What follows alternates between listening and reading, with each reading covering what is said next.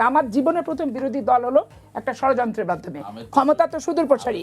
আর attorney general আমারটা আমাকে বলতে দেন, অ্যাটর্নি জেনারেল কথা আবার উনি বলছে যে অ্যাটর্নি জেনারেল তো বিএনপির পোস্ট হোল্ড করে উনি তো অ্যাটর্নি জেনারেল কেন হয়েছে। দেখেন অ্যাটর্নি জেনারেল আমার সিম্পল, আমি আমার দৃষ্টিভঙ্গি ব্যক্তিগত হতে পারে, যে যেহেতু আসিফ নজরুলের একটা মামলার আগাম জামিন উনি করে দিয়েছিলেন, বিষয় ডক্টর আসিফ নজরুল তাকে হচ্ছে অ্যাটর্নি জেনারেল বানাইছে।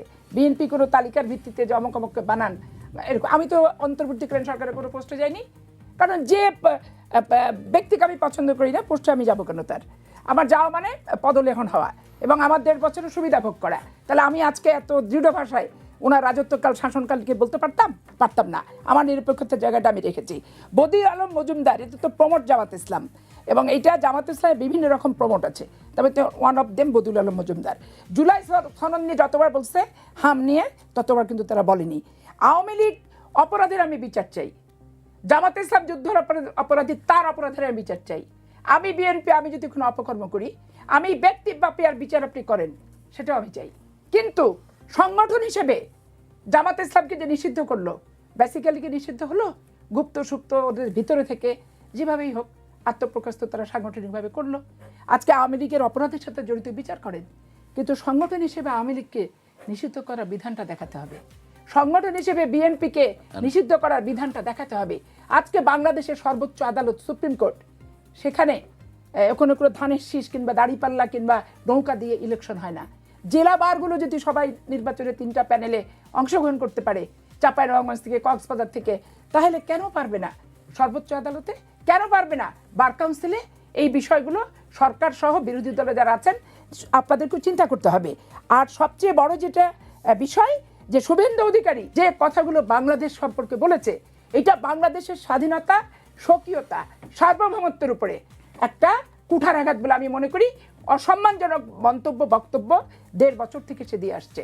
আমি আশা করব যে ভারত একটা দায়িত্বশীল রাষ্ট্র, তাদের রাষ্ট্রে তারা গণতন্ত্রের চর্চা করে, সেই গণতন্ত্রে আমরা মাথা ভরি না। এখনো ফলাফল পুরোপুরি ঘোষণা হয় নাই, কিন্তু এটা হয় নাই, কিন্তু দেখা যাচ্ছে এখনই ভারত, এখনই পশ্চিমবঙ্গে মুসলমানদের ঘর বাড়িতে যেভাবে হামলা হচ্ছে, যেভাবে নির্যাতন চলতেছে, এটাকে অবলম্বন এটাকে বন্ধ করা উচিত এবং সরকার ব্যবস্থা গ্রহণ করা উচিত। এবং একটা স্বাধীন সার্বভৌম দেশ হিসেবে তার যে বক্তব্য, বাংলাদেশের স্বাধীনতা সার্বভৌমত্বের প্রতি যে হুমকি, সেটাকে অবশ্যই আমরা ধিক্কার জানাই, নিন্দা জানাই, এবং এই ক্ষেত্রে তিনি বিরত থাকবেন ভবিষ্যতে। আরেকটা বিষয় আফা যেটা বললেন, আমি বললাম তো, এই যে আওয়ামী লীগ নিষিদ্ধের আইন তো আফারাই করেছেন, আপনাদের সরকারি সংসদে বিল উপস্থাপন করে সেখানে ইয়ে করেছেন। তারপর হচ্ছে আমরা সেখানে আপত্তি জানিয়েছি, আমাদের বলছে যে আমাদেরকে আমরা না দেখে আমরা সেটা ইয়ে করতে পারবো না, সেখানে ভোট দেয় না। এরপর হচ্ছে যে আপনি এই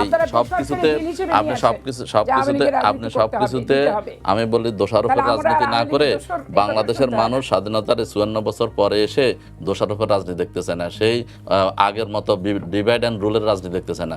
বাংলাদেশের মানুষ আপনার হচ্ছে যে আদর্শ এবং হচ্ছে কর্মসূচি, আপনার জনগণের জন্য আপনি কি করলেন, আজকে দেশের যে সমস্যাগুলো আছে সরকারের সেগুলোর দিকে নজর দেওয়া উচিত। আজকে যে বিভিন্ন জায়গায় আজকে ব্যাংকের টাকা মানুষ ব্যাংকের না, আপনি শুধু আপনারা তো শুধু বিরোধী দল, সরকারকে আপনি আগে পরিচালনা করতে সরকারে। আমি বললাম যে আজকে আমি আপনাকে কথাটা শেষ করতে আমি করতে চাই, সরকারকে আমরা হচ্ছে যে বললাম যে আজকে যে সমস্যাগুলো আছে, জনগণের যে সমস্যাগুলো আছে সেগুলোকে নজর দেওয়া উচিত।